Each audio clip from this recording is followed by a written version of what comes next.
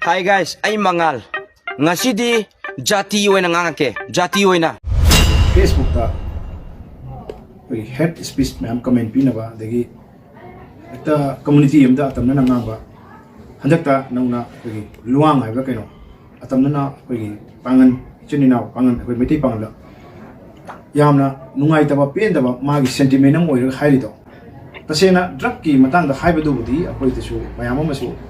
loop singi oiba lady ba organization club manipur gi CSO sing loina support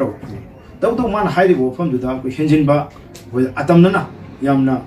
target to mo da amaga nusina ba pangan khunai sibo yamna handana yengbo imong amade drug la lon bo loina uhan budi tasena Aranbani haining ba wadu di atamna na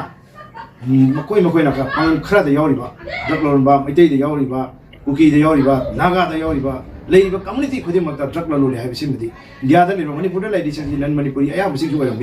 kadai dagi financial no kana na tori bisim mari ma khungsi fajana thidoga list ta fajana chefong wena phongdoga media ki thongda dagi print media ki mamang da la thoga mi sing du tamna na taseng loina koi miya mamang da tapseng khangan ba che taseng koi pami loina na madu da koi na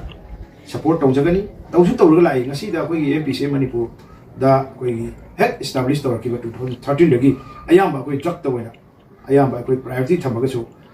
koi society lei riba ma'am sida koi drug ki obe da koi faraga mai tha ki ba dagi 𝗟𝗹ꯛ ki ba pu ki ba drug la lom sing bo koi aini thong da sin ki ba rehab to sin ki ba ma'am ma yawi sugum ba to riba ma'am si su are bhege ta han bugum ba kunai sida koi hekta nganing ba koi sai ki opinion da mangang da nganga koi masen nusina da ba yengthina na ba aduga koi masen da yam enmity form to wa yam port am hek ko hen mesi to haning da port am ni aduna maram oiraga koi any Facebook ta ngangling by individual matter sing sina community khuding mak tagi mostly koi gi manipur ngangi se maitai amadi maitai pangal ani sine ba yam na kana Facebook te hero sai ngangi se